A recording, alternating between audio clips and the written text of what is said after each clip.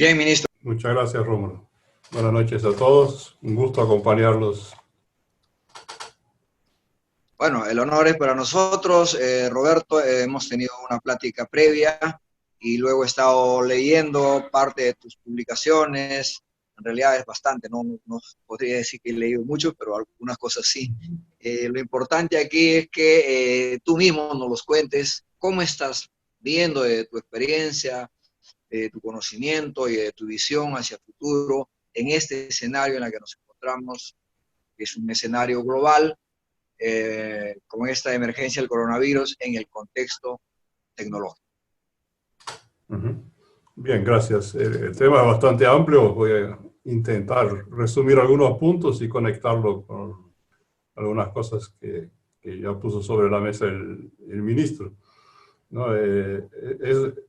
El primer punto es que esta es la primera pandemia o emergencia sanitaria o gran guerra, como quieran llamarla, en la cual la tecnología está ampliamente disponible, ¿no? Entonces, el hecho de que podamos estar debatiendo en vivo y en directo a nivel internacional en este momento este tema, eso es algo que realmente ya era posible, pero que para la mayoría de las personas era algo desconocido. Nosotros que somos del rubro de tecnología, ya estábamos acostumbrados a hacer videoconferencias hace ya más de 10 años con cierta regularidad, ¿no? En el caso de ALETI, la Federación Iberoamericana, que se compone de 19 países, si no fuera esa posibilidad, la capacidad de cooperación y trabajo conjunto de manera permanente sería mucho más difícil.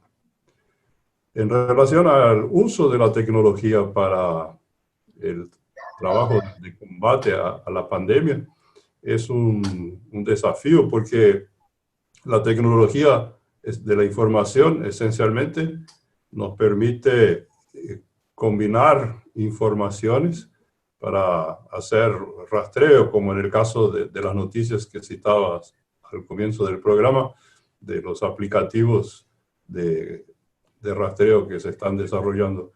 En algunas partes del planeta ya hubo experimentos de ese tipo y de todos los que yo tuve la oportunidad de conocer, el que fue más exitoso es el caso de Austria.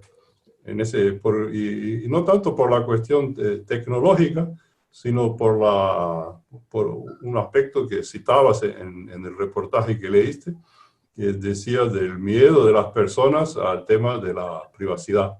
En el caso austríaco, el desarrollo del aplicativo lo hizo la Cruz Roja austríaca y la adopción del aplicativo se dio de manera totalmente voluntaria y se desarrolló con una serie de cuidados justamente para que las personas no sean rastreadas por medio del aplicativo, ¿no? Esencialmente la idea de todos estos aplicativos es que se guarde información con quién estuviste en contacto y por cuánto tiempo, y entonces si una de las personas que estuviste en contacto reporta que se ha contaminado con el coronavirus, el aplicativo avisa dentro del periodo de incubación de 2 semanas a las personas que tiene almacenado, ¿no? Pero la cuestión llave aquí, en el caso del aplicativo, es que él por sí solo no resuelve el problema, ¿no? El sistema de salud tiene que tener la capacidad de hacer los tests en las personas a las que el aplicativo le avisa que tiene esa necesidad. Y ese es un desafío de muchos países, ¿no, Raúl? Ahora, Roberto, Sí. es verdad que un aplicativo pues, es un componente de todo un universo que ya se viene trabajando en el tema de las tecnologías.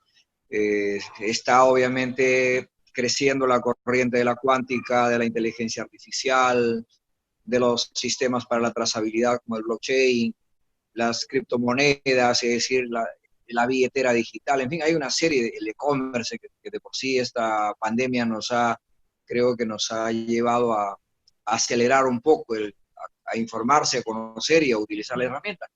Pero frente a todo ello, incluyendo la robótica, frente a todo ello, dentro del contexto Iberoamérica, donde tú has sido presidente y eres parte, ¿qué tanto avanzamos realmente para responder a estas exigencias del mundo con el instrumento tecnológico? Bueno, ¿Cuánto apuestan nuestros gobiernos? ¿Cuánto apuesta nuestro sector privado?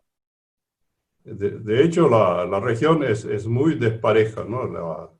Cuando hablamos de América Latina, estamos poniendo en un mismo nivel a países que tienen niveles de desarrollo muy diferentes. Entonces, por ejemplo, no podemos comparar lo que existe de uso de tecnología en Cuba y Nicaragua con lo que se usa en Chile, en México, en Colombia o en Brasil.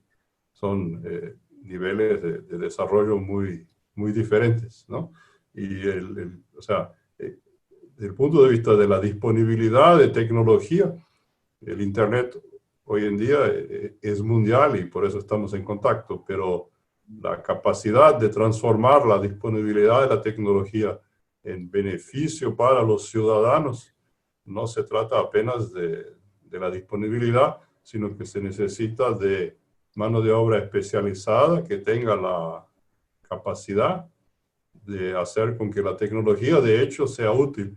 Y ese es justamente el punto llave de lo que estamos viendo en el momento de la pandemia. Hablabas, por ejemplo, de la velocidad de desarrollo del comercio electrónico.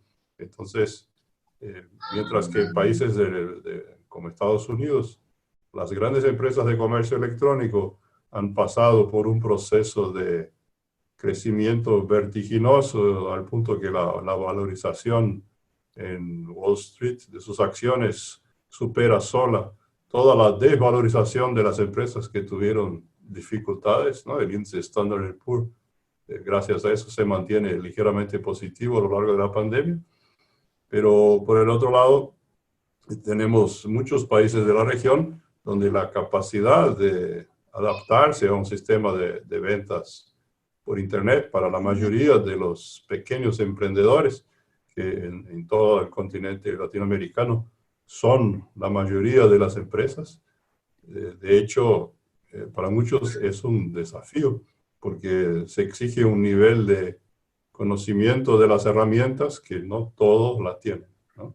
Y creo que ese es el punto que en toda la región tenemos como punto débil si lo comparamos con las economías más desarrolladas, ¿no? La necesidad de capacitación de la gente, tanto en el desarrollo como en el uso de la tecnología, comparado con los países europeos o con Norteamérica o con los asiáticos, en promedio estamos en desventaja. Cierto.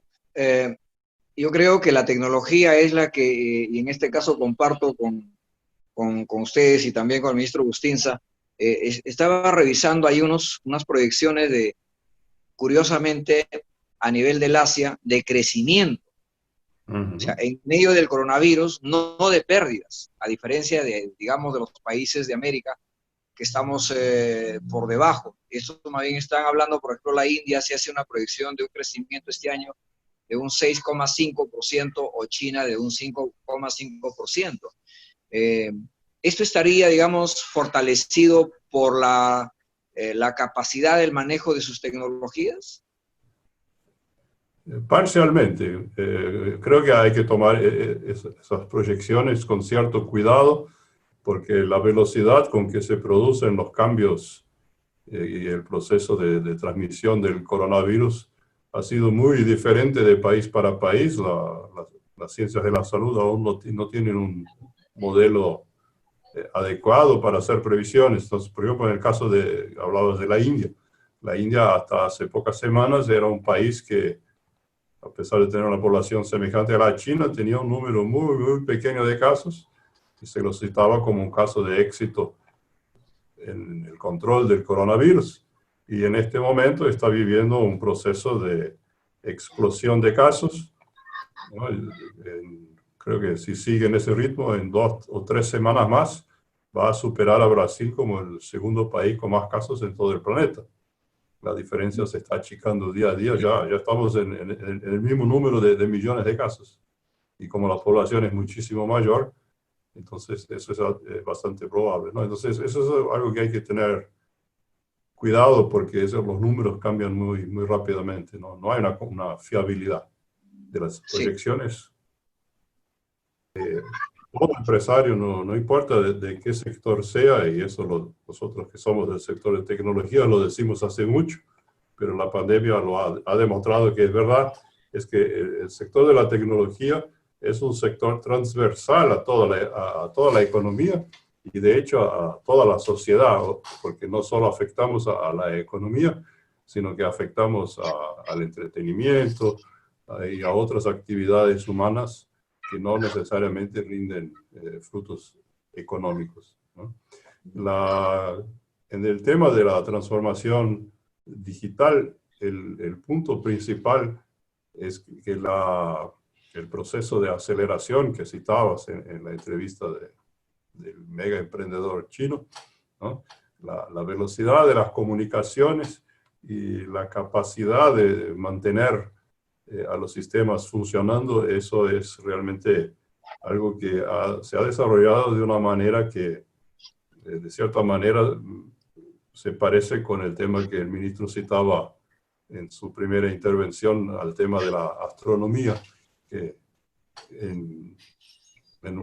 cuando yo era muy joven me interesaba mucho por el tema y me gustó mucho la intervención, pero creo que lo que está en común en este momento es que la velocidad con que se produce la comunicación, la capacidad de almacenamiento de información, se ha desarrollado en un orden de magnitud que es comparable con los órdenes de magnitud astronómicos. O sea, para la mayoría de la gente común llega a parecer algo mágico o algo que no se puede entender bien, ¿no? Entonces, cuando vemos a un pequeño emprendedor en el interior de nuestra región que tradicionalmente vendía sus productos en una feria y ahora tiene que vender sus productos por internet, ese es el gran desafío que tenemos en la región, porque para nosotros que somos del sector de tecnología, para las medias y grandes empresas que ya vienen haciendo sus inversiones en el tema y que usan sistemas de gestión, etcétera,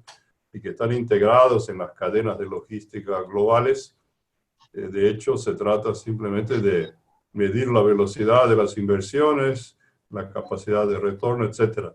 Pero en el caso de la mayoría de la gente que vive en los pequeños pueblos, en ciudades medias y pequeñas, la capacidad de reacción en ese aspecto es muchísimo menor y desafortunadamente en varios países de la región la pandemia ha llegado, ¿no?, a estos lugares.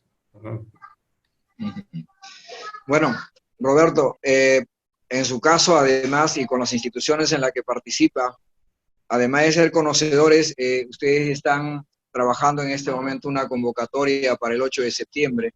Me gustaría que nos comentes sobre este tema de ideas para el I+D+I. Sí, gracias por la pregunta. Eso es un tema muy importante. La capacidad de innovación en nuestra región es bastante significativa porque tenemos una diversidad de culturas locales y de los inmigrantes que nos coloca en una posición de ventaja competitiva en tesis con países que tienen poblaciones más uniformes. Pero de hecho, en las últimas décadas no hemos sido capaces de utilizar esta ventaja. Entonces, lo que nosotros estamos en este momento desarrollando es una llamada de ideas de innovación a través de los países de la región, justamente con el objetivo de hacer esta conexión entre las buenas ideas que estén surgiendo en varios países de la región, ¿no? Tenemos una llamada abierta en Algunos requisitos de manera puntual que tiene que... No sé si me escuchaste. ¿Algunos requisitos, digo, para los postulantes? No, el único requisito es que exista una idea innovadora. El grado de madurez es uno de los temas que evaluamos, pero puede ser desde una persona individual que tenga una muy buena idea y que está en busca de emprendedores, de apoyo para desarrollar la idea. Puede ser casos de startups o pequeñas empresas que ya tengan una parte desarrollada, o pueden ser empresas que ya tienen un cierto nivel de desarrollo y están en busca de innovación justamente para diferenciarse en su ambiente de negocios.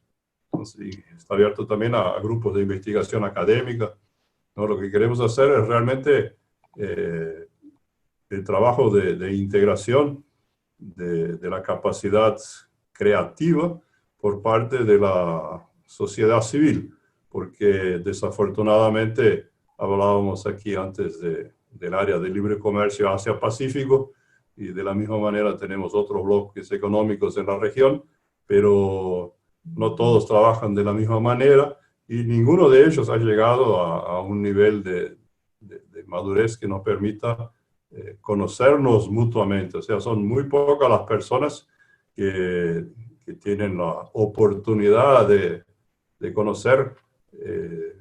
En América Latina tenemos más de 1000 ciudades con más de 100.000 habitantes, que en Europa son consideradas grandes, y cada uno tiene su ecosistema, su polo de tecnología, su especialidad, y de hecho muy poca gente tiene el conocimiento de eso. Entonces, lo que estamos intentando hacer justamente que las mejores ideas surgidas en cada uno de estos polos puedan colaborar y crear masa crítica para que no solamente podamos impulsionar el uso de la creación de tecnología en la región, sino de ser capaces de disponibilizar tecnología regional para el mundo, ¿no? Ese es Perfecto. otro Bueno, desafío que tenemos. es un desafío grande e interesante de mirar a la región para competir y correr en la misma ola global, como comentábamos, ¿no? Esta es una sociedad global y requiere de gente competitiva. Bueno, muchísimas gracias, Roberto, por compartir con nosotros esta noche tu experiencia y también este proyecto de convocar a personas con ideas para el I+D+I. Ojalá varios se puedan apuntar y comunicarse.